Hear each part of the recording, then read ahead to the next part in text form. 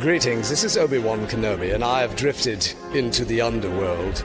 The Star Wars Underworld. I have a bad feeling about this. Here we go. We must go to the lower levels. The Underworld. You've taken your first step into a larger world. You're after something. Ben. Since I've started the Underworld, I've met so many great friends. Chris. I grew up in the 1990s, and mall packaging is nostalgic for me. Dominic. What I love most about Star Wars is that it's fun and it's all-round good times. So, this is where the fun begins. May the Force be with us. This thing really moves! Whoa! I like this! I can't believe you came all this way to see me. Why am I not in the intro? I gotta come up with a snappy line. What's up, Star Wars fans, and welcome back to another episode of the Star Wars Underworld Podcast. We are your source for the latest at breaking Star Wars news, reviews, and discussion each and every week. And this week on the show, we're going to be breaking down some big updates from the second season of Ahsoka. And we'll be discussing all the rest of the latest breaking Star Wars news this week, including answering your hashtag Ask the SWU questions and so much more. My name is Chris, and joining me on the show is my good friend, Mr. Dominic Jones. Hello, Chris. Hello, Ben. Hello, everybody. And Chris, I just have to say, I'm glad that you and I were allowed back on the show after Ben did the last episode by himself. He finished it, and he just sent us this like really ridiculous message where he's just like, screw you all. I'm done. I don't need you. I can do this show by myself. I have proved it. I am the Star Wars Underworld. The Star Wars Underworld is me. Don't need you. Gonna do the rest of the shows by myself. Then I guess last week being off, you know, reconsidered and decided to give us one more chance. So good to be back. Good to be back, and looking forward to talking about some exciting things with Star Wars. I'm really excited about the Lego stuff. There's some fun Lego things coming down the lines. I'm looking forward to getting into tonight. It's gonna be a great show. Yes, our brief experiment making like Blackpink and having solo careers was very short-lived. Oh, yes, me too. And yes, it is the aforementioned Ben Hart, the Star Wars guy. How's it going, everybody? And all I have to say to that is, I am the Underworld. All I'll add to that is, you guys are on probation. You've used up all your chances. Okay, you just decided not to show up, and I love that last week. We took the week off. Obviously, people were like, "Oh, well, what are the?" Someone on Blue Sky was like, "What are the Aussie and the Canadian doing on July 4th? Why couldn't they make the show?" And I'm like, "Oh yeah, those are the ones that made it clear they absolutely would not be here." And it was the Americans that were like, "Maybe we won't be here." We were just like, "Okay, we're just not gonna do a show." So yeah, wild times, guys. I'll tell you where I was. I was celebrating my God-given right to watch Jurassic Park. What's the new one called? Seven. Jurassic Park 7 in 3D. And as a noted hater of the new Jurassic Park movies, I really like that one. That one was cool. That was fun. It's funny. All of my Jurassic Park friends hate it. That's funny. I mean, it knows what it is, and it doesn't try to be anything else. And I admire it for it. And also Gareth Edwards, unlike Colin Trevorrow, knows how to stage an action sequence. And I don't think you can screw up watching dinosaurs on a big screen. I just don't think it's possible to mess that up. Yeah. No. The dinosaurs. The thing about the Jurassic. Let's just, you know what? Screw it, Ben. This is the Intergalactic Peace Coalition. Now we're taking over. The thing about the Jurassic Park with the new movies has always been the dinosaurs are great. Dinosaurs are fine. It's when they try and do stuff with the people. Nobody wants to go see these movies for the people. And what's nice about this one is, you know, yeah, ScarJo is there, Mahershala Ali is there. They're just there. The dinosaurs are the attraction, and yeah, Gareth, like, you know, all that, you know, amazing stuff we expect from him from Rogue One, he takes that and applies it to the dinosaurs, and it's really exciting. And the box office is already proving that, like, You know, and the previous ones proved this too. Just like the fans can hate it, the critics can hate it, but these things make money because people love dinosaurs, and it's already like they're already playing the sequel. Like it's happening. Like we're gonna get dinosaur movies till the end of time because people love dinosaurs eating people. And you know, the John Williams music, like there's nothing better. There's not like every... Exactly. Every movie has the sweeping scene of the dinosaurs in the field, and the theme just hits, and you're like how can you be mad? How can I be upset during this? And it's so funny that Alexander Desplat did the music for Rebirth. He was originally slated to do the music for Rogue One. That's right. That's right. And he follows up Michael Giacchino, who did the music for the last 3 movies, who took over for him for Rogue One. Crazy. They're all friends. Clearly, they're just robbing this franchise is just robbing Rogue One of all of its talent. The next movie, you know what? The next movie is going to be written and directed by Tony Gilroy. Yep. And oh my god, that is going to be the movie where you go, oh wait, no, it's actually about the people. It's not about the dinosaurs. It's about the people. You know, in this, there won't be any dinosaurs in it. Just be talking First about Jurassic movie without Jurassic. Yeah, there we go. There we go. All right. Well, Hannah's not here this week, but we're gonna have some. Wait, really? Some fun. I didn't know this. As far as I can tell, unless she's hiding, we'll have some fun talking some Star Wars, and we'll get to the news in just a moment. Before we do that, Chris, why don't you plug some things, and then we'll get into the headlines. If you're watching on YouTube, please punch that subscribe button, Chewy. You can super chat with us if you're watching live. You can support us by becoming a channel member as well. And if you're listening to us, hit that subscribe button on Apple Podcasts, YouTube Music, Spotify, or wherever else you get your podcasts. Make sure you check out the link to join the SWU Network Discord in the description in the show notes, and follow us on social media at the SWU. And finally, when this show concludes, we have lots of other great programming on the Star Wars Underworld Network. We got the Raeside Ion Cannon, Tales from Beyond the Galaxy Tractor Beam, and much more, both on this channel and other channels. All right, and I'll be on Ion Cannon this Monday to review Trials of the Jedi, the finale to the High Republic storyline. All right, let's start with Ahsoka season 2. Ahsoka season 2. We got some updates about the second season, which is filming now in the UK. We've got the directors, or at least some of the directors for season 2.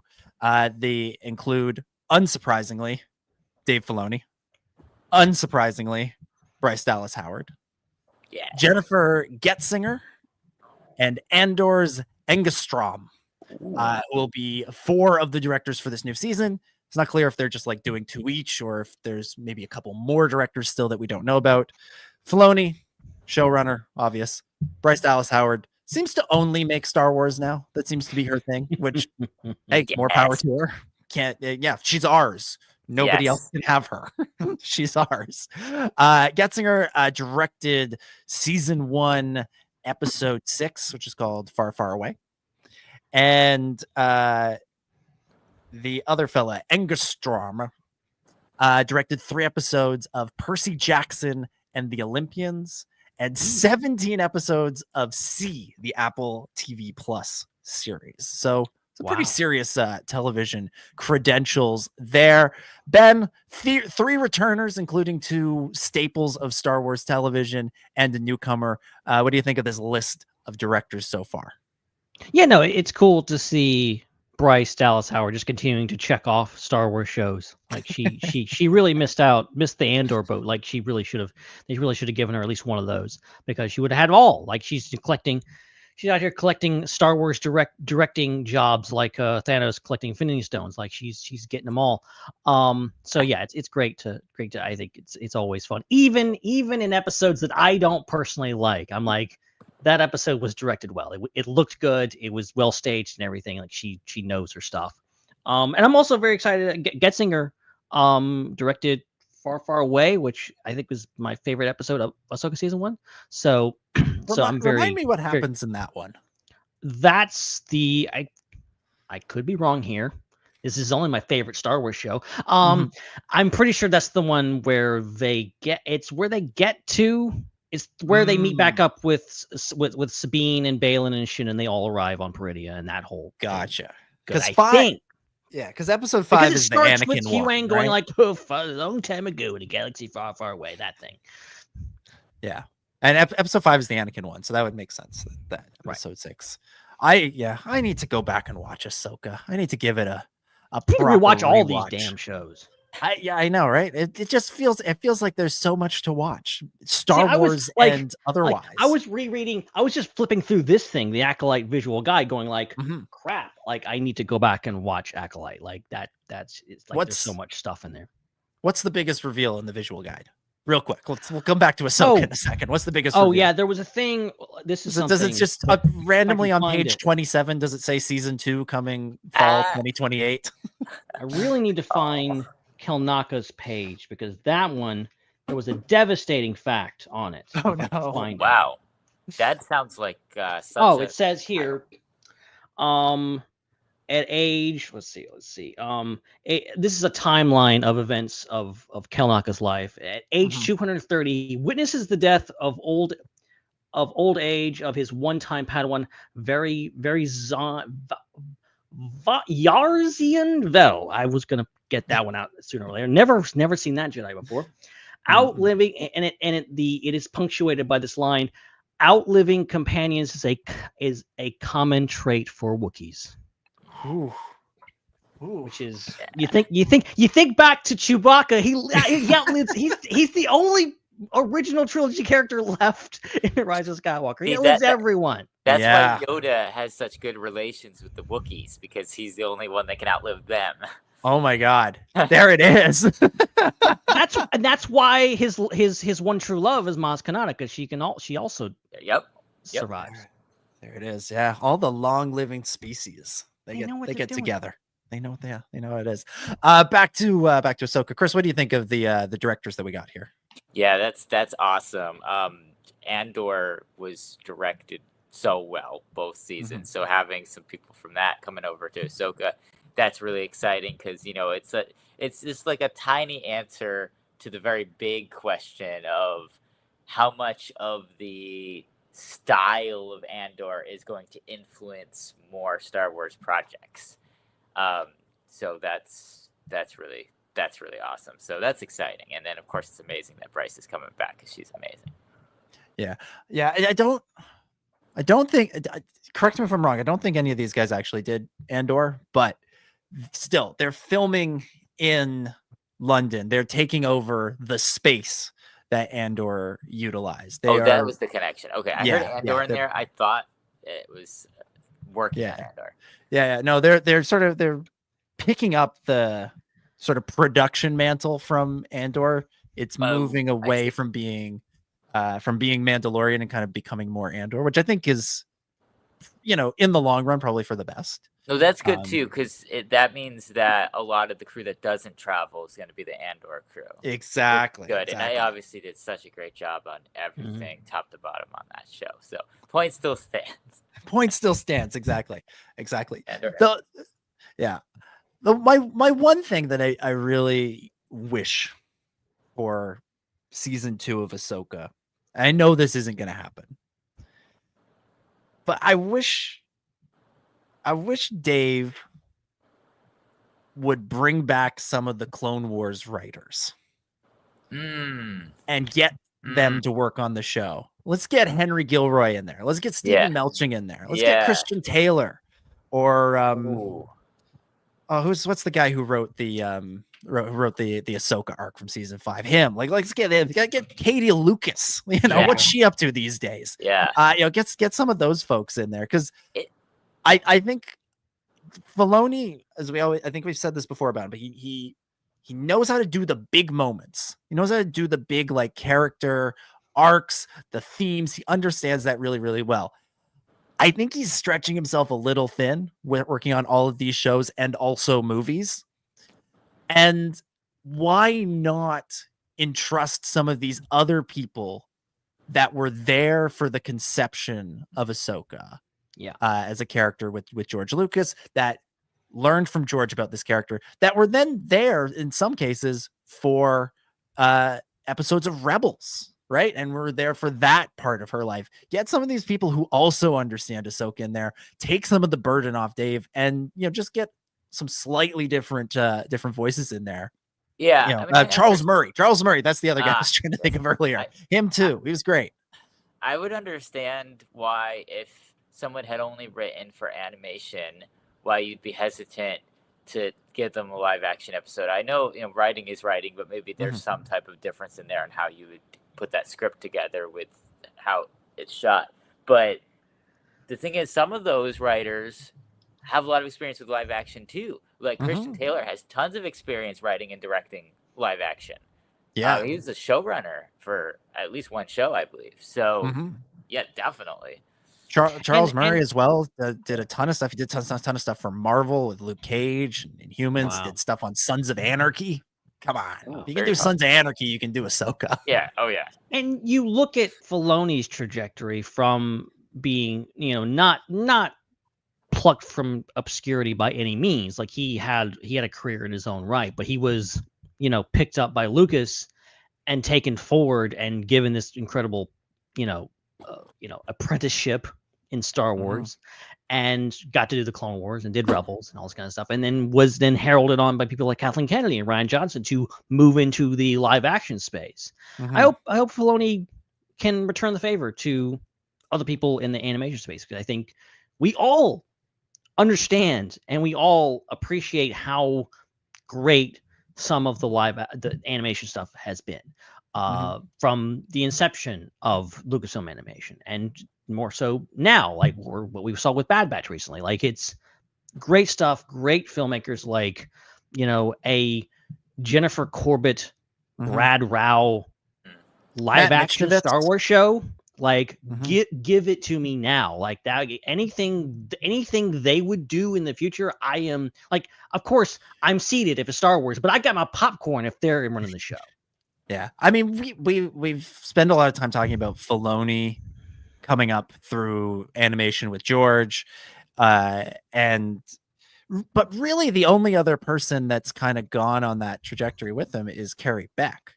Yeah, everybody else has either gone off to do other things, which is like, that's their prerogative. If that's what they want to do, they're like, I got my fun doing Star Wars for a few years, I want to do something else. That's fine.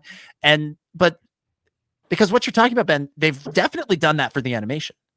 Like Bad Batch, Filoni creates Bad Batch, but then like all those names that you listed, they're the ones that made that show happen. Corbett, Rao, Michnowitz, like those, they're the ones that did that. They're then going to do that again, at least some of them, Brad Rao and Matt Michnowitz, on Maul Shadow Lord. Like the legacy is alive and well there on the animation side, and still having some of the people involved in the other departments like Killian Plunkett, Joel Aaron, people like that.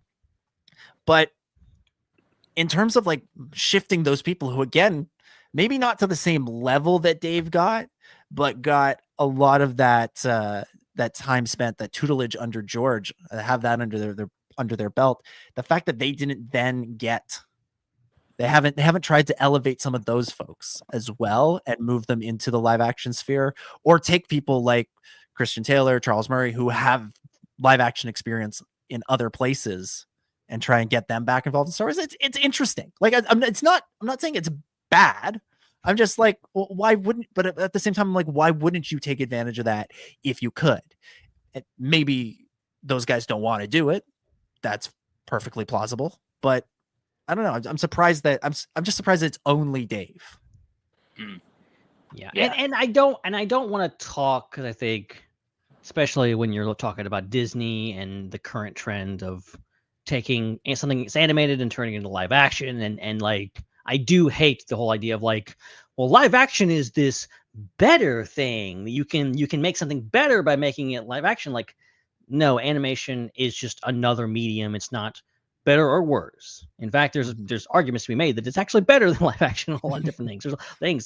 There's one of the best superhero films of all time is animated, Spider-Verse. Like, there's so many great things that are done in animation. I think using that as like, you have to step up into live action. I don't see it that way personally. But we all inherently know that like there is more eyes on live action projects when it comes to Star Wars versus animated stuff, which is unfortunate byproduct of just how our culture works. But being given that, I think we all like, yes, Henry Gilroy, all these old school guys and gals that have been there since the beginning or recent, they have immense talent that deserves to be seen on a much wider thing. And as much as I would love people to just go watch Bad Batch, more people need to go watch Bad Batch because it's good. Also, they deserve to like come into this thing and do something else that improve your worth in something that is arguably more complicated and harder to do, which is live action, which we all know is another animal all to itself. Yeah, I wonder for Filoni when he does eventually step into that like co-president role that he's very clearly being groomed for here. I wonder if there is going to come a point where he does finally realize, okay, maybe I can't do everything. I got to be a little bit more selective on my projects here, because he's maybe not actively, maybe wasn't actively involved day to day on set with Mandalorian and Grogu, but he was involved in that. And at the same time, he's writing Ahsoka, and at the same time, they're overseeing the finishing touches on Skeleton Crew. And at the same time, again, let's not forget, he's plotting out his own movie, right? That movie has been announced. It's not going anywhere. It's supposed to be the culmination of this New Republic Mandoverse thing. Like that's a lot on this guy's plate. And if he's then going to take even more things onto his plate as, co-president with Carrie Becker or whoever, when Kathy Kennedy finally steps aside, at a certain point, he might have to go, okay, I can do one show or I can do one movie myself, and then I can't really be involved beyond sort of just the big picture, broad stroke stuff on the other stuff. Like that's where you got to have good producers and good line producers, good executive producers, all that under you who can then oversee that stuff for him and report back. But we will see. Sticking with Ahsoka, Ivana Sakno, she who plays Shin Hati on the show, she was interviewed by Screen Rant recently, and gave a little update on season 2 of Ahsoka. She was at the premiere of Megan 2.0 and chatted with Screen Rant. Yeah. As she chatted with Screen Rant there, she says, we're actually currently in the middle of filming season 2 in London. I came to New York for a couple of days for Megan 2.0 press, and we're very much 1/4 of the way done with Ahsoka season 2. It was a great loss when Ray Stevenson passed, and something that nobody took lightly, but I have such gratitude for Dave and for Lucasfilm for putting in so much time and attention to finding the right person to continue Balin's story, and Rory couldn't have been a better choice. He has so depthful and has such immense respect for Balin and also for what Ray created, which allows for him to really bring his own into Balin's shoes. So watching him do it has been a gift, and of course we all feel Ray's presence as well as guidance. I feel immense gratitude, and Rory is a dream to be around. Yeah, I guess I hadn't really sort of thought of it. Obviously when Ray Stevenson passes, you think about his family and his friends and all that stuff. And then, then you start to wonder about the show and the continuation. But, Shin and Balin were kind of, joined at the hip for a lot of season 1 of Ahsoka. So out of everybody who worked on the show, she probably had the most time spent with him, and then probably is going to have the most time spent with Rory doing the new season. So it's good to get her perspective on this change.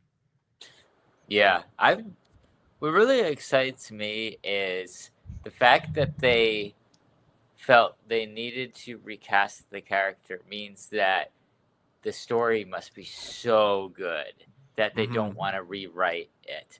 like, and that they'd make a decision like that. And it's fantastic hearing how well the new actors integrating in. Like, that's really great. But I'm just really excited to see what was written for this now, that with so much care put into it. Yeah, and that's what I was most concerned about after that. Obviously, just the immense loss of Ray Stevenson, and like just that the repertoire that guy had, and the amazing career that he had, and then just like the human element of that. Like you can't like that to me. Like I feel people we jump too quickly to like, well, they're gonna recast whatever else. Like just let these are some like a stupid space fantasy show. A character in that is small potatoes compared to someone's life and their legacy. But it comes down to we care about this stuff. We cared about his performance. I think he was the standout performance in that show. And Balin was just a breakout character. I don't think anybody really expected him to make such an impact. And I was really terrified of, like, I understand, and there's been obviously a lot of talk about Lucasfilm and Disney in particular being kind of allergic to recasting actors and things, and not like, someone unfortunately passing away, but just like that person's too old, that person's whatever else, or we just don't have that actor anymore. Like they freaking Shia LaBeouf's still alive kicking, but they killed him off in Dial of Destiny just so because they didn't want to deal with it. They didn't recast Mutt Williams. They just forgot about him. Like, so because they're like, we don't want to recast. Like, and I'm like, why? I don't get that. I love that that's the pull you went with, Ben. You're like, you know what? Justice for Shia LaBeouf, damn it. Justice for Mutt Williams. How much? No, he's all right though. He's all right though. He got a good part in Megalopolis. Oh wait,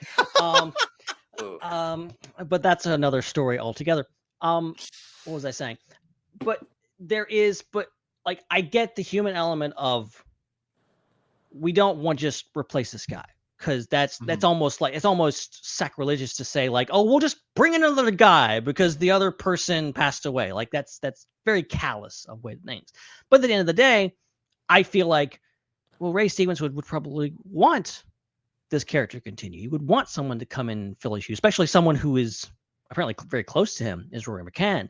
So, but I was terrified of, they're not going to want to do this. He ends such a ambiguous note in season 1. Maybe they will just write him out and just say he just vanished into the Mortis portal or whatever else, and we just won't see him again. And I'm like, I love that character so much. I love this character. I love the story. Do it justice and do what was on the page to begin with. And it really does seem like they're doing that, which I'm all that to say is, I'm very happy with this choice. Yeah, same. Yeah, once you sort of got once you realize, there's that very real decision that had to be made about the show. I'm glad that they're continuing on because clearly this is important and clearly this is something that it's a story they are excited about and interested in. So we'll get to see, and it'll be exciting to see what Rory McCann brings. He's a good actor too. I remember when we first heard that he was cast. I remember thinking like, he doesn't necessarily look all that much like Ray Stevenson. I mean, he's a big older white guy, so close enough. But he brings a similar like presence to the screen. He can be very stoic in the same way that Ray was, and I'm looking forward to seeing what he does with this part. Yeah, and in my own experience, I've learned like watching other TV shows where they will just randomly recast a character and have a different actor come in just for normal reasons, scheduling conflicts, whatever else. Look at Andor, look at Bail Organa, and at the end of that, I'm like, Benjamin Bratt is my Bail Organa. Like that guy embodied that character. He took it and ran with it. And I loved his interpretation. I want to see him come back, even though I also still love Jimmy Smith. So I think there's plenty of evidence to suggest that like he's going to come in and he's going to kill it and he's going to make this character his own, but also pay homage to Ray Stevenson, and it's all going to work out. Yeah, exactly. All right, let's keep moving here. Let's talk a little bit about Lego Star Wars Rebuild the Galaxy. This is something I don't think we've touched on because this was one of the smaller sort of flew under the radar a little bit at a celebration. Season 2 of Lego Star Wars Rebuild the Galaxy is coming later this year. It's going to come out on September 19th on the usual streaming service. It's another 4-part series. It's got the subtitle Pieces of the Past is what the season is called. And this week, Lucasfilm announced that they are bringing in a new villain for this season. The name is Solitus. Solitus? Solitus. Voiced by Dan Stevens. One of the other announcements that came out about this back at Celebration was Ashley Eckstein has joined the cast. She'll be playing playing, they have the brickheads, the sort of scrunched up almost Funko Pop things, versions of the characters. She'll be voicing that Ahsoka. Yes, Ben's holding it up to the screen. Yes. Ahsoka. I don't know if this is the exact one they'll have on the show, but this is a brickheads Ahsoka. There you go. So that's Ashley. I'm really excited for this. Season 1 was so good and so funny, but also a really good story that I don't know. It's one of those. I know I think they're gonna drop all the episodes at once again, and it'll be sort of like a mini movie or just a movie. But I'm like, just draw it out over 4 weeks. We're not going to have another Star Wars show for a while. Don't do another Andor on us, please. Too much content at once. Yeah, draw it out for a few weeks. They're that much fun and they're that good that might as well milk it for everything it's worth. It does feel like I don't know. It feels like a more substantial step up from what we've had in the past. I'm saying this to someone I've enjoyed a ton of the Lego Star Wars specials, but they have just been specials. This is more like a commitment of we're telling a really compelling story over a more longer form format. I think it would, because I remember they're the first season. I think they're calling it a sequel. I think it's not necessarily doing it in seasons, but it's kind of like a special. With this is supposed to be the sequel, and there was cliffhangers and stuff like that. I'm like, yeah, let's play into that. Let's have fun with that. Let's have an episode per week, and let's really have fun with this, because I don't know if you noticed, there ain't much Star Wars out these days. Let's savor this. Yeah, the next 2 Star Wars things are this and Visions, and they're both these sort of weird esoteric side adventures, not canon, quote unquote. And it's you get all of them at once. They just drop everything on your head, and this might be kind of something that I think this is something we're going to be getting more used to in the coming years. That even though, yes, there will still be live action movies and regular animated shows and things that factor into the canon, quote unquote, we're going to have more of these side projects. And again, another one of those announcements that maybe flew a little bit under the radar at Celebration, although less so, was that the Ninth Jedi is getting its own series. Yeah. Right. That's a whole show. That's going to be a continuing story. That's not quote unquote canon. It gets to be kind of its own thing. And I think that's exciting. And you know what it also does? It opens up the door. If they ever wanted to do a Legends movie or a Legends show, they could do a 4-part special that Jason and Jaina and Anakin Solo and bring all of it. Ben Skywalker, Sword of the Jedi, the movie. Mara Jade, get them all in there. Sword of the Jedi, the movie. Damn, Ben. just break all the EU fans' hearts. I think that actually would be dangerous, because I think a bunch of EU fans would just die of heart attacks if they got that announcement. It would kill them. It would kill them. Yeah, it'd be fun though. I don't know. I'm looking forward.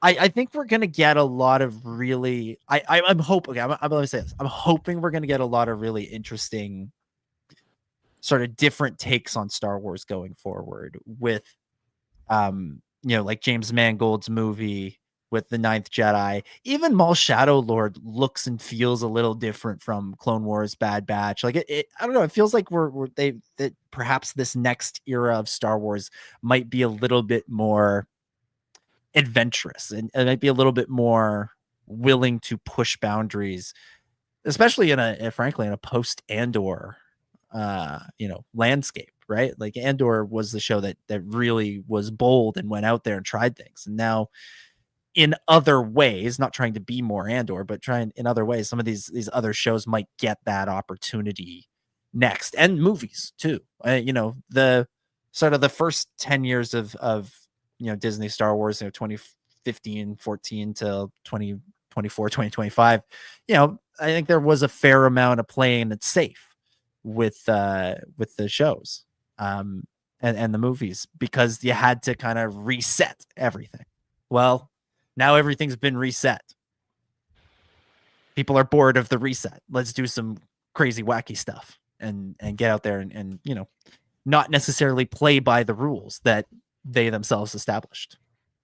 And like, it's so refreshing to have things like Visions, and especially these Lego things, to just enjoy them and to watch the fandom just be normal for once and just enjoy something. Now, Ben, that's too much. You don't have just weirdos go, this disrespects the lore and this thing. There's fire in space. No, there's two people with wacky lightsabers and they're just fighting in space with no helmets. And who cares? Because it's not canon. Nobody cares. Like, it's just like I love that, it's why we should treat Star Wars all the time, which is don't care. It's fake and in space, guys. Just enjoy it. I agreed. All right, let's keep moving here. Let's get to Ask the SWU. At this part of the show, this is where we answer your questions, the listener. We solicit these questions from you guys in our Discord. You can also super chat them to us during the live shows, and we'll do our best to answer them. I want to start. We've got a name on here that I don't recognize, so let's start there. This one comes from Giovanna, who says, "I haven't listened to every podcast ever, so you guys may have talked about these topics before, but I'm going to ask anyway." Shame on you for not listening to every podcast ever. I mean, I haven't either. It was 15 years. I've been on most of them, and they can't say I listened to most of them. I can't remember what happened last week. Oh, wait, we didn't have a show last week. Oops. Yeah, well, there you go. Giovanni says, "I'm doing a sequel rewatch, so my questions are all ABY after the Battle of Yavin. Feel free to talk about the naming convention." All right, question 1.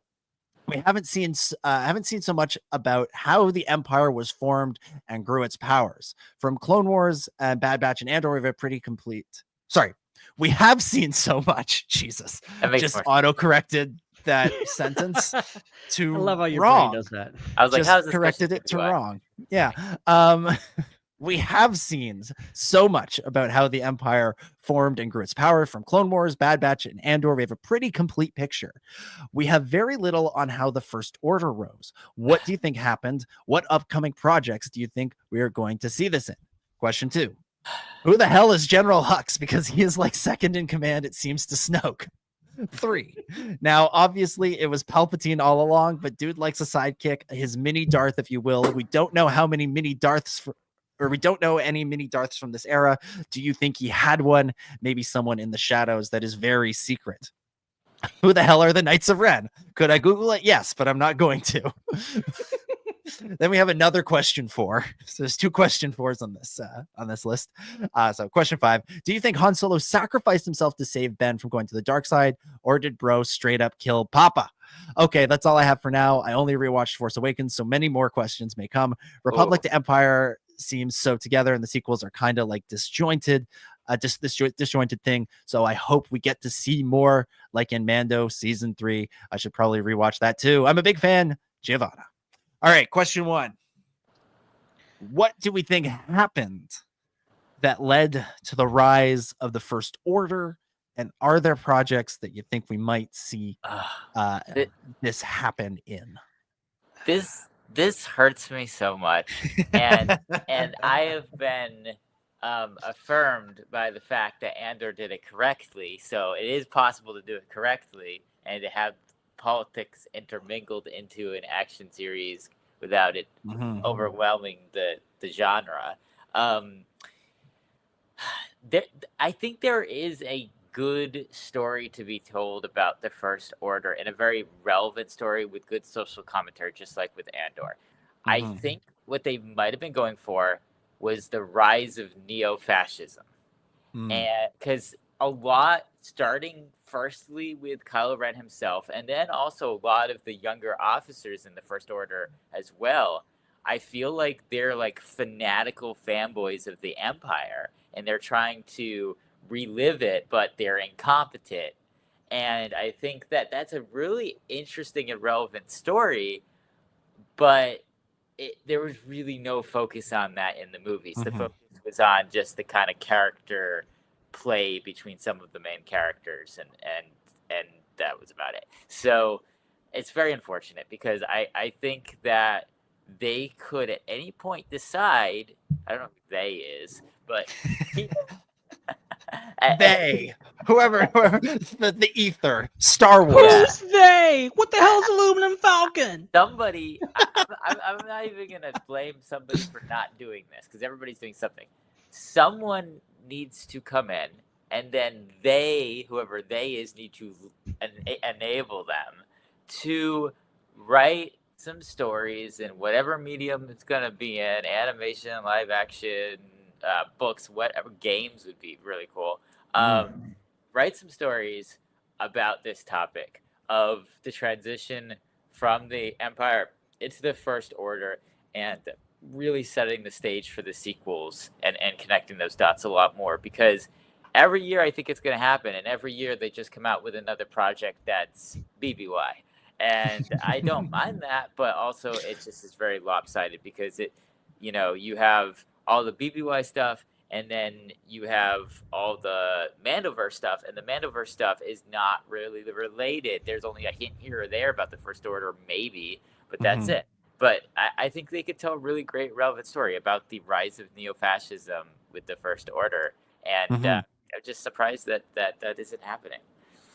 Yeah, there's a lot. All the pieces are there, right?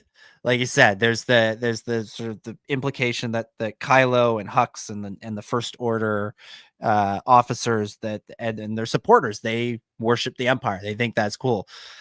We see in Mando there are remnants of the Empire, people who were part of Palpatine's Empire that are trying to bring it back. And so at some point, those two generations are going to meet. And then you wind up with the First Order as we get it. We see little pieces of that here and there in things like the novel Bloodline that Claudia Gray wrote. There's some really good stuff in there. Resistance actually hints at a few things, with Tam's storyline, where you see why the average regular person in the galaxy might be open to the First Order. They thought it would take 30 years. Turns out it just took 4.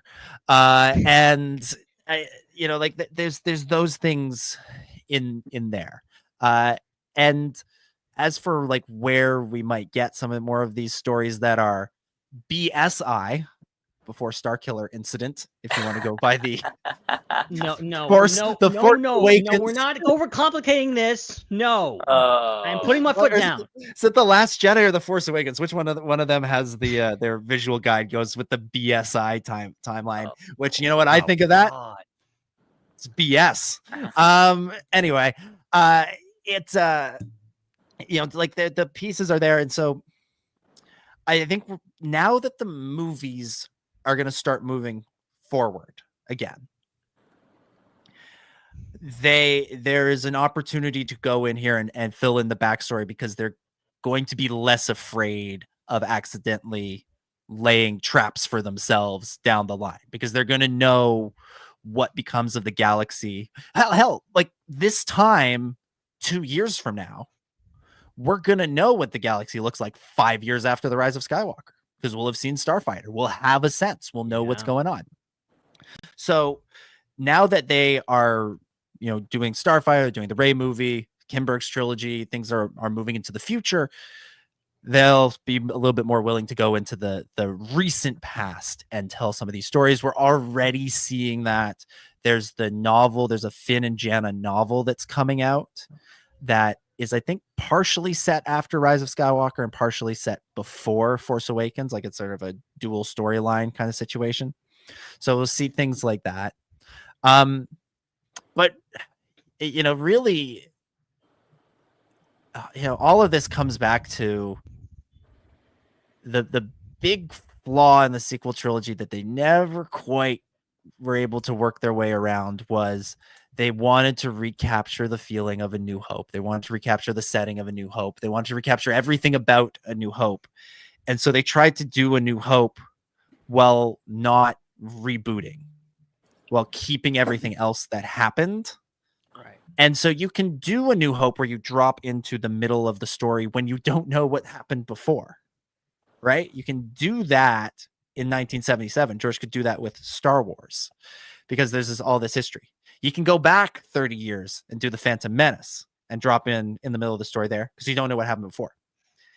It's a lot harder to say 30 years after the end of one story, here's a different story, and we're just going to kind of drop you in without giving you the context. And they were so afraid of the politics aspects of Star Wars because that was the thing people said they hated most about the prequels. One of the things they said they hated most about the prequels. And so they didn't want to include too much of that in the movie. And so you wind up with this really shoddy scene in the middle of The Force Awakens. They blew up the New Republic. And we're like, what the hell does that mean? What do you mean you blew up the New Republic? So it goes back to that sort of problem. And Last Jedi starts to try and give some more context to it. Money, the rich people, the rich and powerful people of the galaxy, the richest, most powerful people in the galaxy get rich funding war. So they need a war. So they're going to back. They see this neo-fascist movement rising. They're going to back it. And then they're also going to back the forces of democracy because the two sides keep fighting. They keep making more weapons, keep getting richer. There's these. That feels like a great Andor style plot for a 5 BSI style set live action series.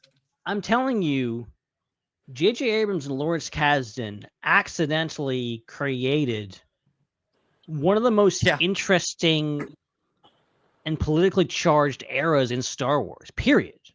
Mm-hmm. By for one, wanting to create a New Hope, like you're talking about, and trying to create this scenario where there was a resistance and a giant first order, and then also being afraid of politics, trying to get that out of things by destroying Hosnian Prime. But I think it's right for the picking a story that set 5, even 10 years before The Force Awakens, going back and the interplay with the First Order rising, the New Republic being incompetent, as we know them to be, which is they've already sown this. This is already happening in The Mandalorian. Like, this is already happening. Like, you have,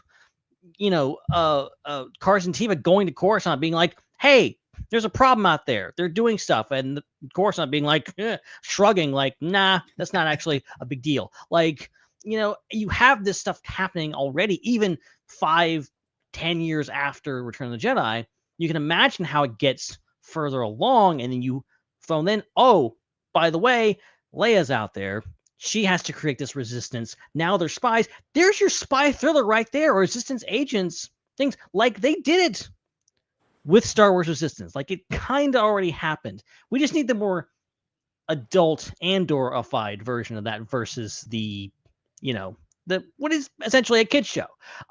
It's great. Star Wars Resistance is great, but I think that premise actually could lead to something really cool. And you could even take it further and go even into the movies. I think you have to, now that we have all 3 movies and we're going to have Starfire, you have the Palpatine of it all. You have to work that in. You have to address that and say, how does the First Order work?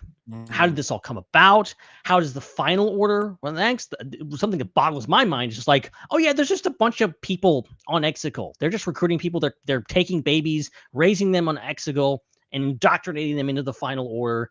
And is that the plan all along? Like, what's Palpatine doing? So many questions that could be answered, and I think really could be interesting. There's a lot of storytelling that's already happened, and there's so much more that could happen on the screen that could be really cool.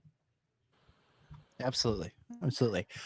So part 2 of this 5-part question is, who the hell is General Hux? Which fair question. General Hugs. General Hux, sure. Read Phasma. You'll get some more details. Yeah. Oh well, Hux is an interesting one because he is part of that. Like, he's part of the Kylo Ren generation, but his roots, well, I guess sort of like Kylo, although Kylo has a generation in between that isn't part of the Imperial war machine. Hux, like, his dad was part of the Empire. We see him played by Donald Gleason's brother in Mando. Yeah.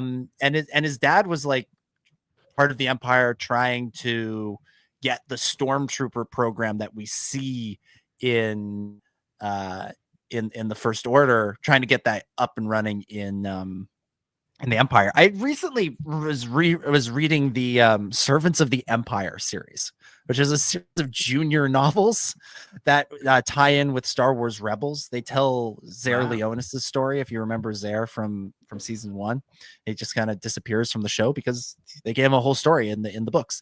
And in the last book, he winds up at this Imperial Academy that's overseen by Brendol Hux, who is Armitage's father, right? Armitage Hux being General Hux in the films. And at that academy, Brendol is trying to get this Stormtrooper program running, and Zare is going to be recruited into it and stuff. It's actually, for a series of books that are meant for like fifth graders, those books are great. And they honestly, like, they're a Rebels tie-in, and they were written like 2014, 2015. They feel more like Andor than Rebels in a lot of ways. Wow. That's the sort of stuff they deal with. I'm going to write a Substack about them in the next month or so. Like, they're really, really good. They're super underappreciated. But yeah, so like Hux is, like, to answer the question specifically, General Hux is just, he's a guy, he's a Nepo baby. It's a Nepo baby of the First Order. His daddy was in charge of a bunch of stuff in the Empire, and therefore got to be in charge of a bunch of stuff in the First Order. And I don't think Snoke really likes him. First thing we see him do in Last Jedi is slam his face into the ground. Classic stuff. Okay. Any mini Darths in this era, sort of, not Vader, but maybe Maul or Tyrannus or even Grievous. I mean, I think what's interesting about this era again is the fact that the Jedi Order was around, but it's not anymore. And there hasn't been an empire around to snuff out any Force-sensitive beings.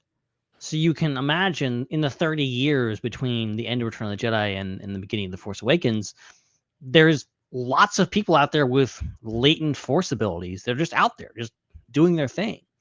And you see this in a lot of different ways. You see Jod in Skeleton Crew. Obviously, he's from a different era, but he's out there, and if the Empire was around, they might hunt him down. In fact, they almost did one time. But in this new era, he can kind of thrive in it because the New Republic is not actively seeking out any of these people. And just as easy as someone could pick up a lightsaber or use the Force or be an Ezra Bridger, they could also be a Darksider. I think that's really interesting. I think that's also plays into afterwards, after what Rey's up to in the far future of how do you deal with all this? How do you recruit people? I've loved the idea of like Rey at like, Daisy Ridley had her normal age and she has a Padawan that's like a 70-year-old woman.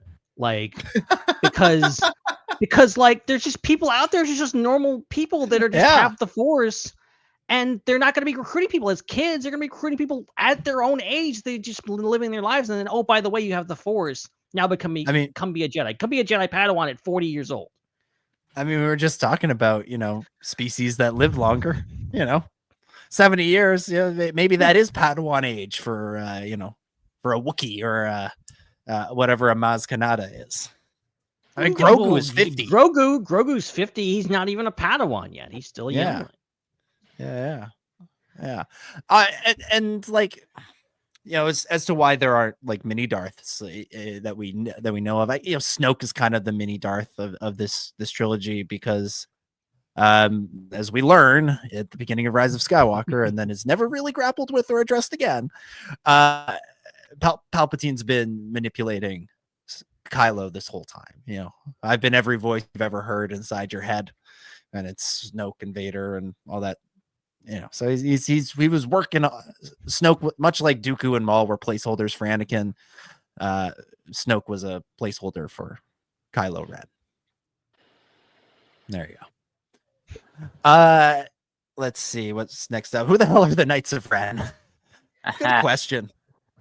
They're just guys.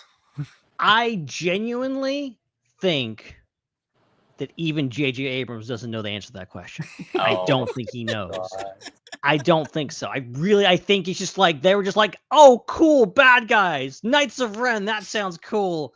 And then like, where are they in Last Jedi? And then they're like, well, let's bring them back. Let's not give any information about them, and let's kill them.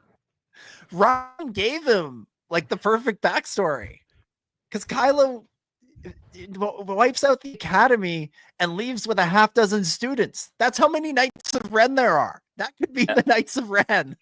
But and then randomly to partially answer Giovanna's question, like they're around well before, like during the time of the original trilogy, the Knights of Ren are running around doing stuff based, if you read the comics, like their things. So like it has nothing, even though it's Kylo Ren, he takes that name from them because they're around long before he exists. So it's weird.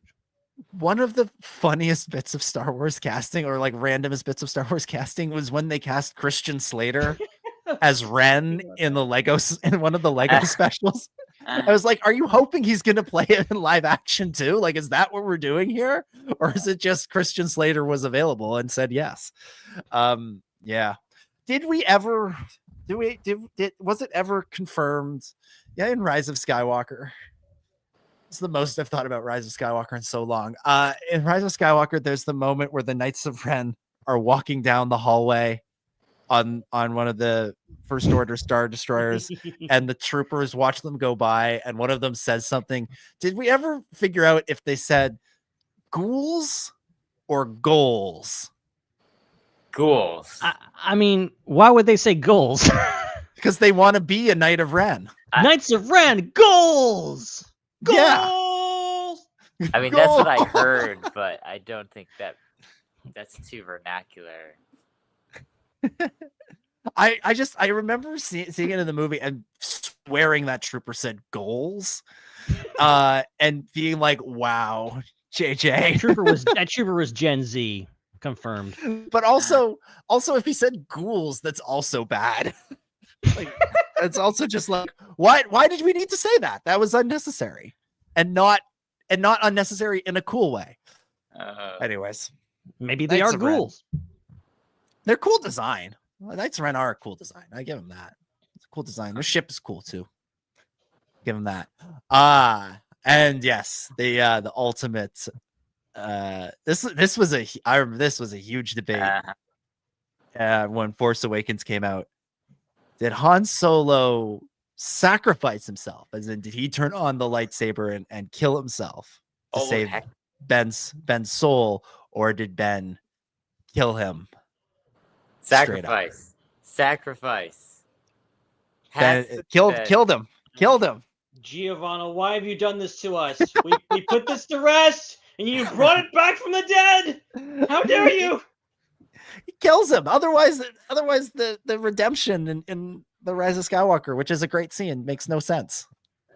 Han has to absolve him of something. No, because I mean, he still did a lot of really bad stuff, but the thing is, he would not have, like, if he had killed Han Solo, then he would have gotten energy, which would have allowed him to fight better against Rey.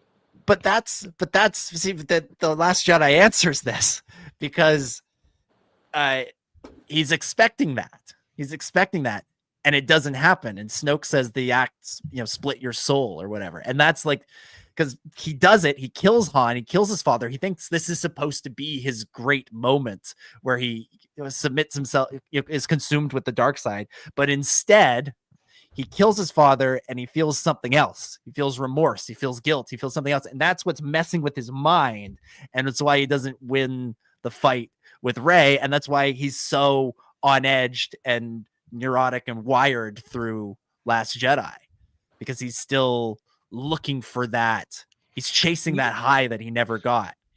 You also have to look at it through the lens, and I believe maybe it was Abrams, maybe it was one of these guys that talked about it, things that at that point they were looking at Kylo's story as a reverse of Vader, that he wasn't going to be redeemed, that he was doing this and he was going to continue to double down, and they continued that with Last Jedi. Last Jedi is just a story of Kylo continuing to double down on his bad behavior and his bad choices.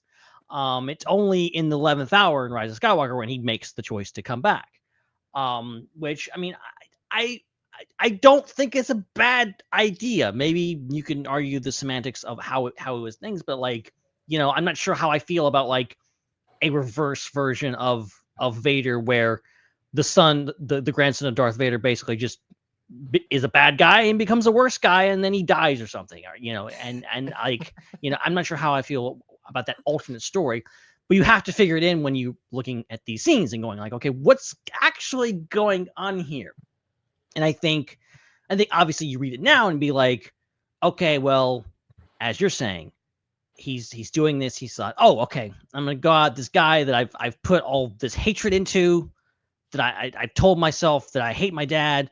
I'm gonna go kill him, and then I'll become things. And it doesn't work. It's unsatisfying. I think that's great from his point of view. I think it's great as a storytelling device of this guy who's gonna do a really bad thing. And he thinks he's gonna get everything he wants, and it just doesn't work out, because it's not, guys. The dark side is bad.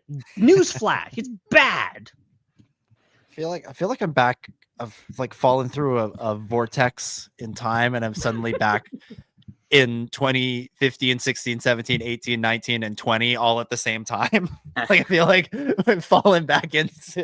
we're right back into these conversations. Like, I'm listening to these conversations and having them. I'm like, oh my God, this was the show for so long. Was these conversations, these debates? This is what we were talking about. And like, as Star Wars has kind of left the sequel trilogy behind for the time being, we haven't returned to them as much because there hasn't been a reason to. But it is like, it is an open question. It is an open question, and you can come up with compelling reasons either way for why it is, and what JJ intends versus what the truth of the scene is. Well, that's kind of, those aren't necessarily the same thing, and can be different person to person. Has someone asked Harrison Ford this? I want to hear what he has to say about this. I'm pretty sure Harrison Ford would be like, yeah, I don't know and I don't care. F off.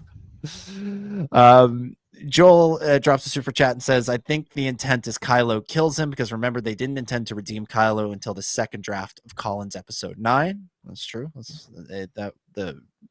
As you were saying, Ben, that was sort of the intention, to not redeem the character, which, it would have been interesting, but would have been odd. for as odd as episode 9 sometimes feels. In a trilogy that does take swings, does take some big swings. It doesn't take enough big swings, and that's why I think it does have a lot of issues. But that would have been a huge swing. Yeah. Of how do you and who knows? how do you pull that off? How do you make it things? And when people are expecting maybe a redemption, people are so attached to that character, how do you bring it home and say, nah, actually, he's just bad? And also, like, people, this isn't necessarily fair, but people's attachments to Han and Leia and Luke as well, to a lesser to a certain extent, like, by making this character their offspring, their relative, you kind of have to redeem him. Like, if you don't, because that is people their will legacy. read. Yeah, people will read something into the other characters. If this was a brand new character whose name was Kylo Ren, like first name Kylo, last name Ren, that's a different story. Maybe you can do he's just a straight up villain the whole time. That's kind of the Count Dooku story if you think about it. Or it's like if Vader had never said, "I am your father." It's like this guy we all hate, blah blah blah. But Star Wars doesn't roll like that. Star Wars loves to complicate things and make it about family, and I think it's better for that. But you have to deal with that in a responsible way and not just go like, well, people just go bad and whatever else. I don't know. Obviously any alternate storylines, any talk like this is eternally fascinating. Yeah. Well, and like you said, Ben, like if you think about Vader, if you unlearn what you have learned and you go back and watch Star Wars and forget everything we know about Empire Strikes Back onwards, like that is not Anakin Skywalker in that suit. That is first name Darth, last name Vader. Only a master of evil, Darth. Like, like it's a totally different story that we've since recontextualized with all of the subsequent material. Good questions though. Thank you, Giovanni, for bringing us back to the sequel era. Joel with another super chat says, hot take. Yeah, it's not in the film, but the visual dictionaries, books, and comics, plus the rise and fall of the Galactic Empire have made sense of the sequel era lore. Well, it's there. I need to pick up the rise and fall. I want to read that too. Yeah. It's on my list of Star Wars books to get to. All right, let's do another question here. Let's do another multi-part question. This one comes from Darth Robin. Darth Robin says, so this week you guys had a theatrical cut versus special editions discussion. This is a topic I'm very steeped in, and I have some comments.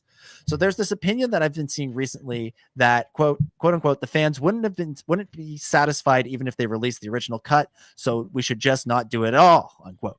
I think this is a very silly argument. I think this comes from a small subsection of fandom that are either biased or just misinformed about certain things. Some of the things that you said in the episode kind of reinforce their argument, so I feel I want to step in and make some arguments for the other side and correct/clarify a few things.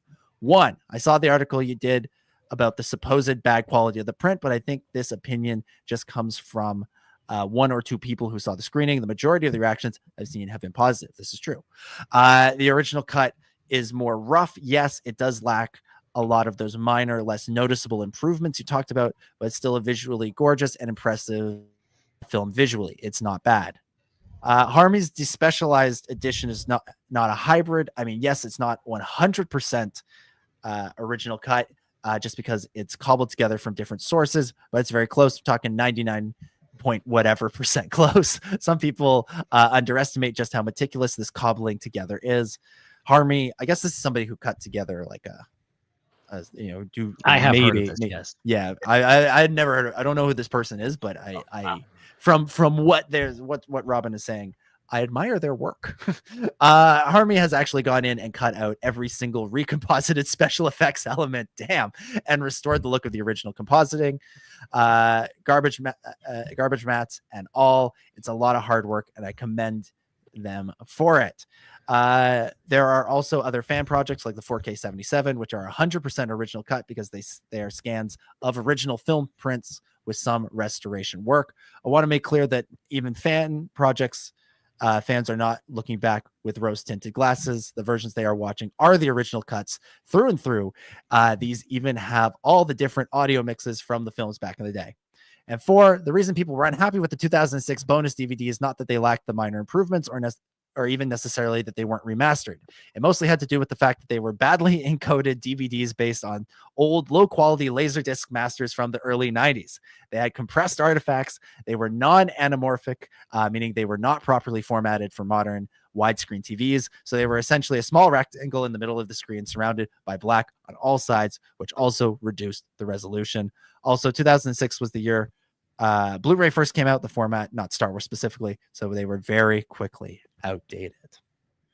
So interesting stuff. Yeah, it's interesting the screening that they did at the BFI, right? Like there is that Hollywood Reporter article that got a lot of attention where because the headline sort of spoke about the fact that it felt like a low to mid budget movie from the 70s, because that's what it is. That's like saying, looking at any other movie from that time and saying, well, it doesn't look like a modern movie now. Yeah, no shit. Of course not. Of course not. And so that, it did definitely get misinterpreted for sure. I do think, when, and I do think it's a when at this point, this original cut of Star Wars becomes more widely available, a lot of folks, especially newer generations, are going to just go back to the special editions or whatever the most modern version of it is, because they have done a lot. George did a lot to make them look and feel more updated. The effects that are in the original versions of the films are incredible for their time, and they're incredible, historical artifacts.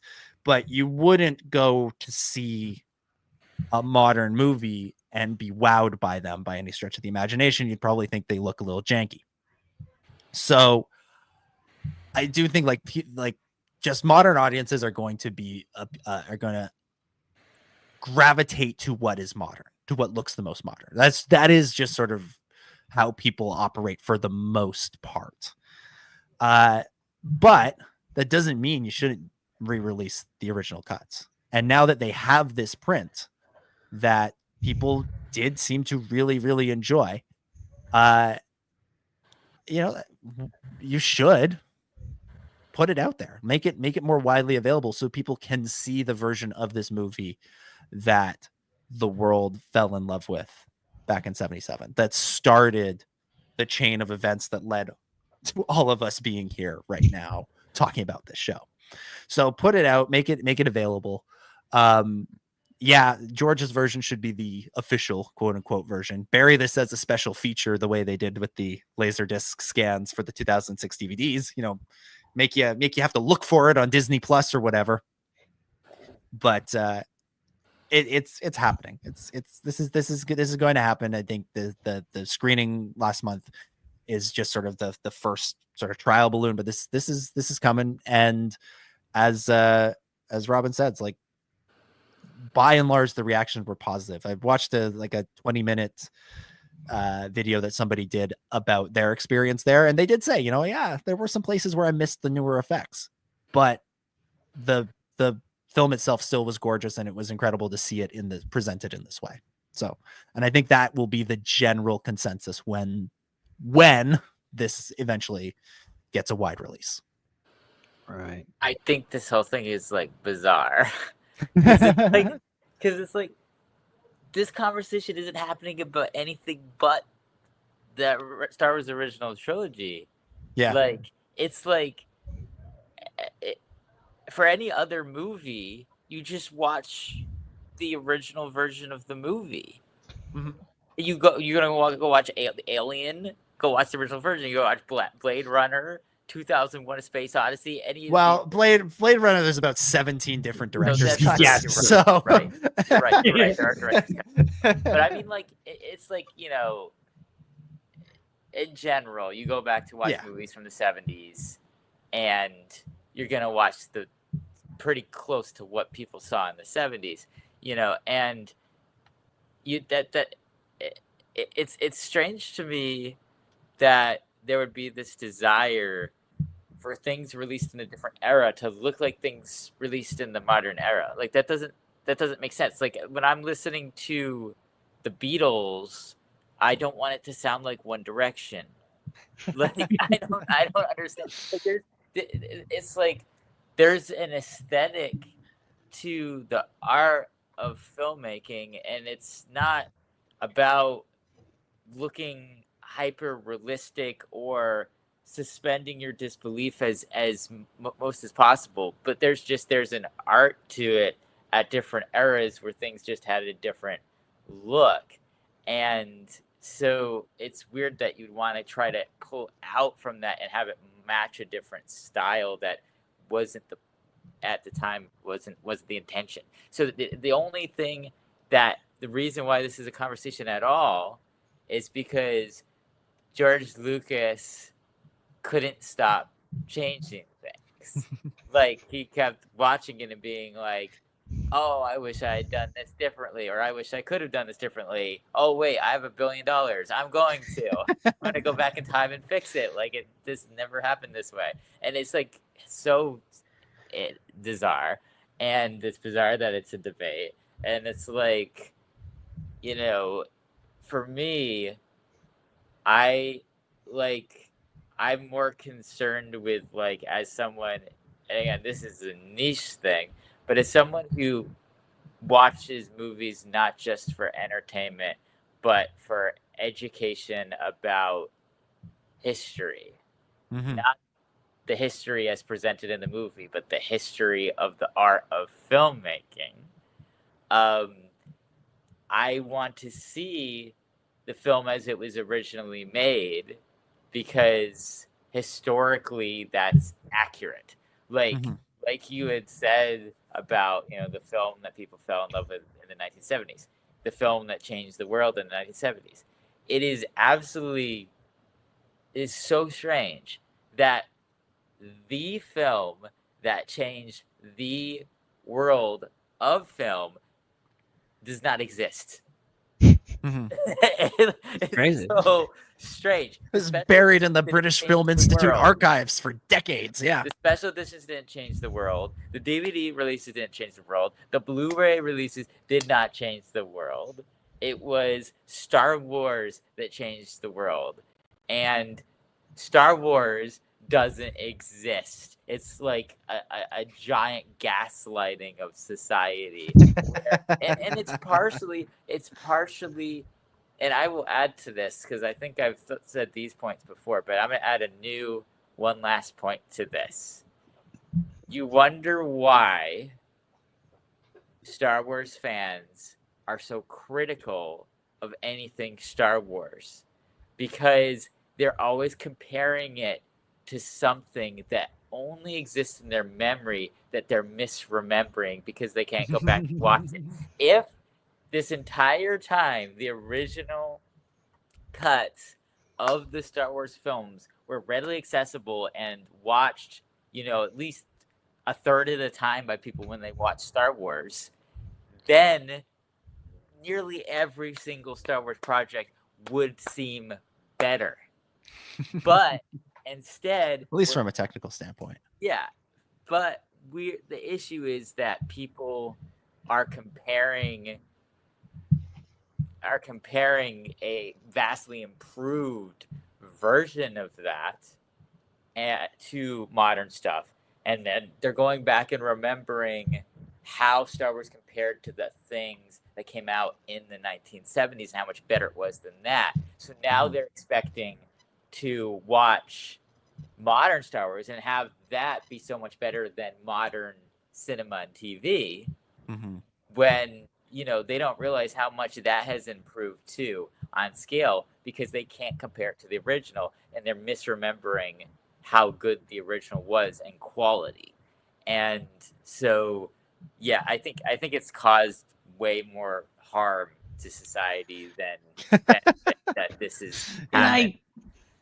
And I totally understand people's point, and props to Robin for actually like knowing this stuff, because I'm not going to pretend I know all the ins and outs of like all these things. I'm glad somebody at least listening knew all the facts and get it. That was a great rundown. I understand where people come from when they're like, okay, well, this is how George wanted it, and we are all about the free expression of an artist and having the final say. That's the ultimate thing we want in filmmaking. We want a director, a writer to create a story and not be hindered by a studio or anything, or even the fans, and have their vision, especially put on the screen. fans. Yeah, exactly.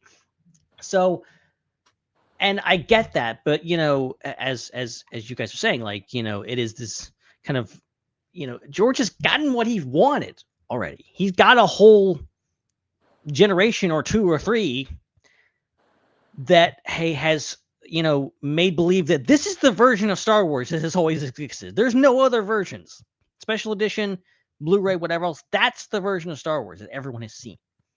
So he's kind of got what he wanted. And I think regardless if they release this, like, it's not going to make the new version go away. That will always be on Disney Plus. That will always be the official canon version of the movie. I think there's a very strong film preservation, film history point of view on this that says, like, look, as you're saying, this movie exists. This is the movie that changed the world. You should be able to view it like this. It should be a special screening. You should be able to have a copy of it. I think that, you know, it's not great that it's just gone. It's just out of there and you can't get your hands on it, whatever else. And yes, I don't want to spend too much time on it, but yes, there is a rumor out there right now. Just came out a couple of days ago. Someone claims that Disney is actually working on this to make it happen, to restore original print. So I agree that I think it's inevitable, and I think it's probably going to happen sooner rather than later. You know what it's like? It's like if it's like if the Mona Lisa was redone with Photoshop and then printed a lot bigger and then placed in the Louvre. Like, yes, when you go to the Louvre and you see the Mona Lisa, you're like, dang, it's this little tiny thing that I'm super far away from.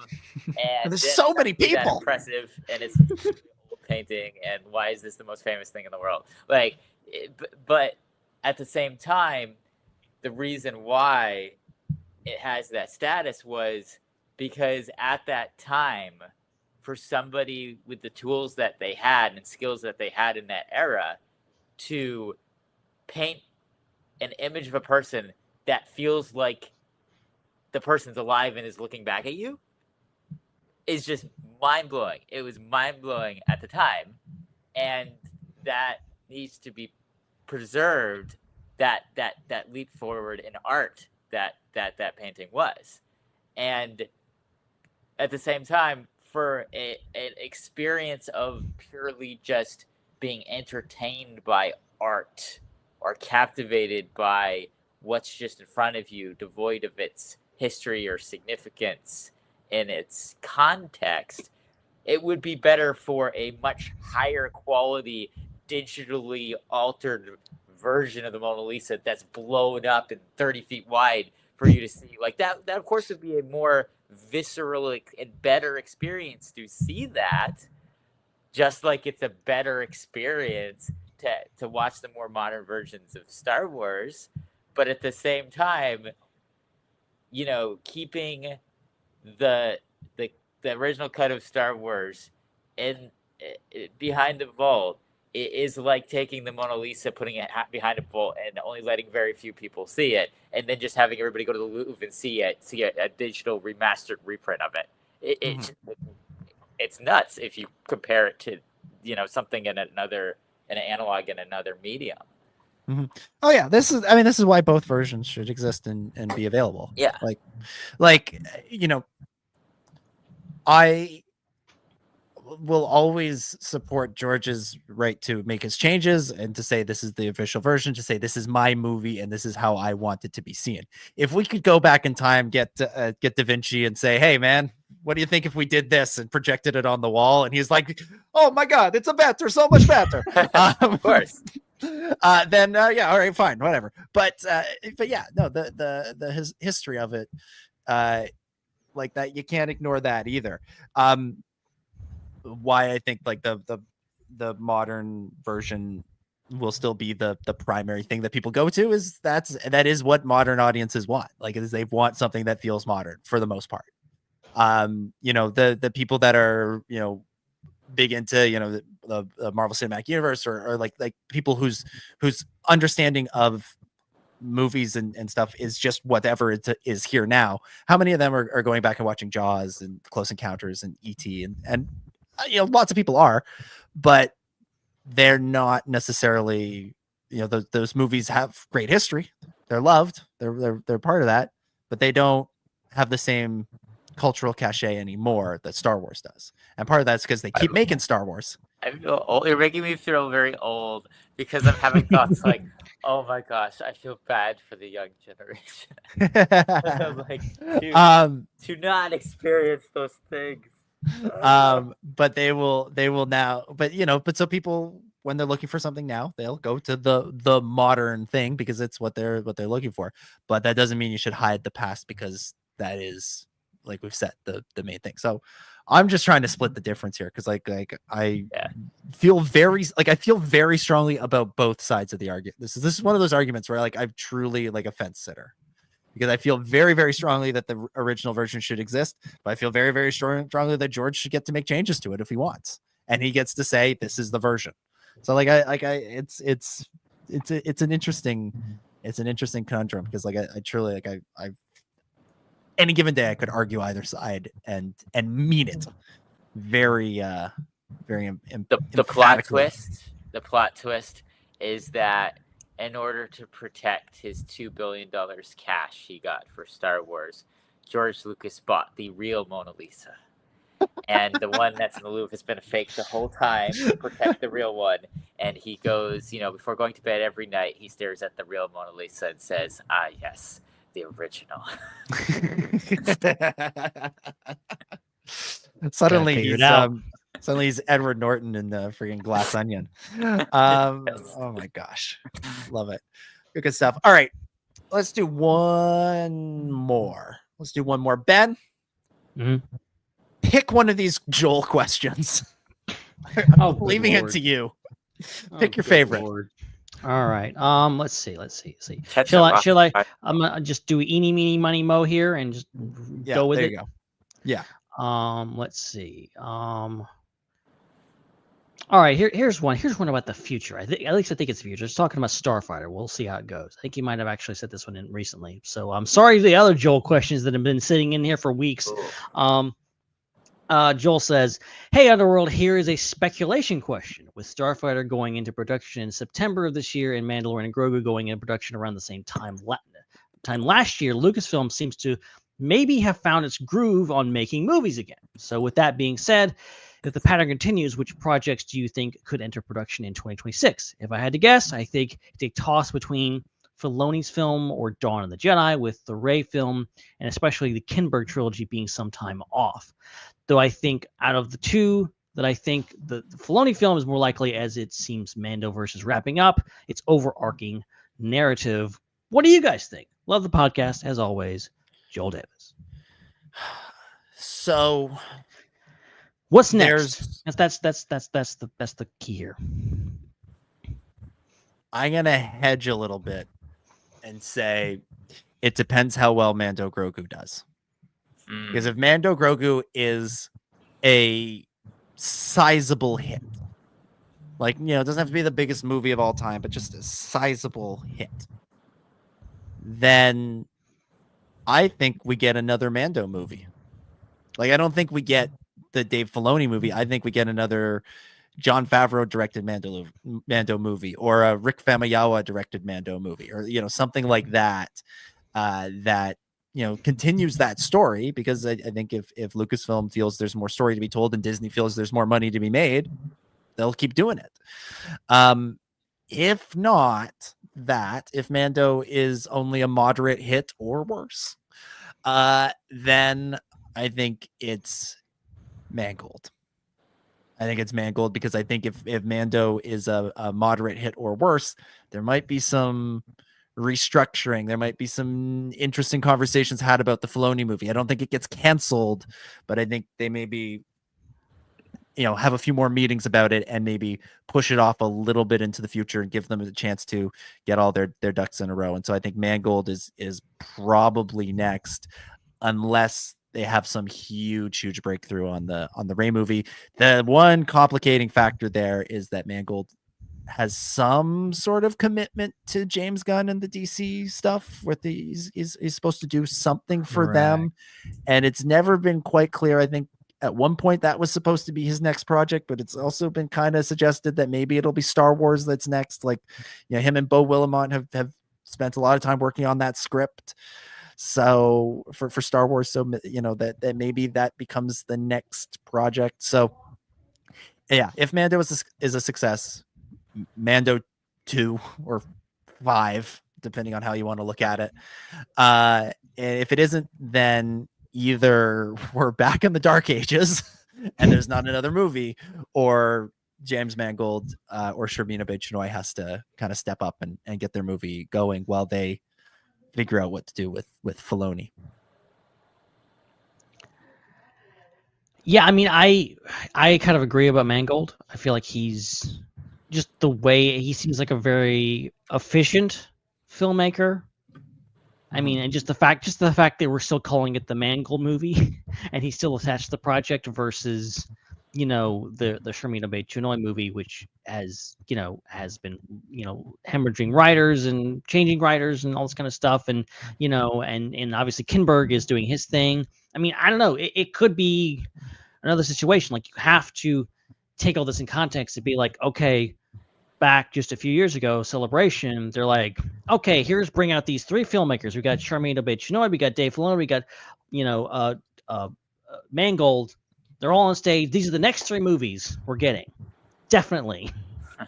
And then now we're like, where are those movies? The next movies are the Mando and Grogu movie, which wasn't announced there, and also Starfighter, which also wasn't announced there. So it's just, again, fortunately, it's Lucasfilm doing what they do best, which is announcing things and then things just not happening the way they intended to. I'm not saying that I believe that any of those movies are canceled. Far from it. I think they will happen. I think it's Hollywood stuff. It just happens weird, and things happen and things don't happen, and nothing happens as is intended. And I think, hell, freaking Taika Waititi could come out of nowhere with a script, and they're like, "Oh, let's do this thing." Like, anything could happen. It's true. Yeah, Taika's still on the board. It is possible. It is possible he could be next. Or, you know what? We didn't know about Starfighter until fairly recently. I mean, It was officially announced at Celebration, but we didn't start really hearing about the Sean Levy project, and maybe it was around this time last year. It came pretty quick, so maybe there's something that's completely off the radar that we don't know yet. Wow. So yeah. Margate. What Margate? What's your bet, Chris? What do you think's next after Starfighter?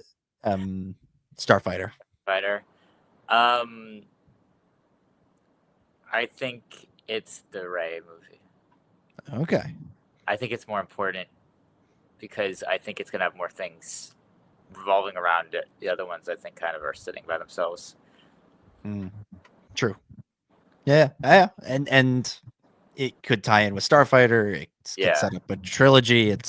And they've been working on that one for, I feel like, longer. Yeah. Than the other ones. So it's got to be closer. Yeah. I mean, that was the one. It felt like it was supposed to be next. Yeah, that was supposed to be the next movie. Yeah, just didn't get there. Good. At this point, I mean, I'm not really that I don't care about those other movies. Like, we've got 2 coming that are pretty sure. Yeah, I mean, it would be shocking if we don't get the one that's pretty much all filmed.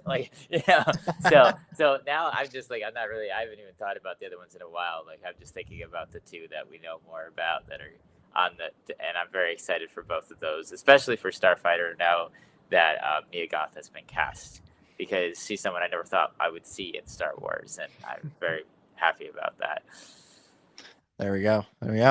All right. Thank you to Joel. Thank you to Giovanna. Thank you to Robin. Thank you to everybody who submits their questions for Ask the SWU. But I think that is where we are going to leave things. And that is where we are going to begin to wrap things up for this week. The band is almost back together. Unfortunately, of the show. Thank you so much for watching and for listening to the show. And of course, we'll be back with another show in 7 days, hopefully. But in the meantime, you can follow us at the SWU. Dominic, thank you so much for hosting. It was my pleasure as always. It was great to be back. It was great to do a vintage collection episode of the Star Wars Underworld podcast with the three of us, even though we did miss Hannah. And yeah, it was good to talk things through. Just to sit back and talk about Star Wars. Before we started tonight, I was having a little moment of like, oh my god, it's been 2 weeks. Do I remember how to do this? What do I do with my hands? How do I do the show? What do we talk about? But as soon as we got rolling, we're right back into it. A lot of fun to talk about all this stuff. As always, I wanted to plug, if you want to read what I think about Star Wars and other things, you can check out my Substack, DominicGJones.substack.com, aka Hoth Off the Press. You can subscribe for free and get a whole heck of a lot of content from that. You can pay to subscribe and get even more. So again, DominicGJones.substack.com, Hoth Off the Press. Been a great show. Can't wait to do all this again in 7 days' time. Amazing. And you can also follow Dominic on social media at DominicJ25. Ben, thank you so much for getting off the Blue Sky app and coming here to do this. Yeah, it takes a lot to drag me away from the ye old blue sky. But glad to be here. And glad also to not be by myself. Just throwing it out there. Glad to be among friends. It's nice. It's nice doing podcasts with your friends. And I hope to be doing a lot more of that because, as mentioned off the top, there is a new Jurassic movie out, and if there's anything in the world that could possibly get IPC out of mothballs, it is a new Jurassic World movie. I think we are only waiting on Dan Grievous to see the movie, and then we will actually be able to get the band back together and do a proper review. So to look for that in the near future. I swear it's happening this time. I keep promising it, but I'm sure it's going to happen this time. Awesome. Come on, Dan. Come on. Nice. Awesome. So you can get further updates on that at Ben Hart with no E on Blue Sky. And you can follow me at Seek3PO. Definitely subscribe on your way out of here. Thanks to our super chatters today for helping keep everything going, and our channel members as well. And don't forget to head over to our Discord after this. And while you're texting back and forth on our Discord, you could be listening to the other shows on the Star Wars Underworld Network: the Raeside, Ion Cannon, Tales from Beyond the Galaxy, Tractor Beam, and more. So that's it. We'll be back with another show next week. Until then, for Ben and Dom, my name is Chris, and may the Force be with you. It's a wrap.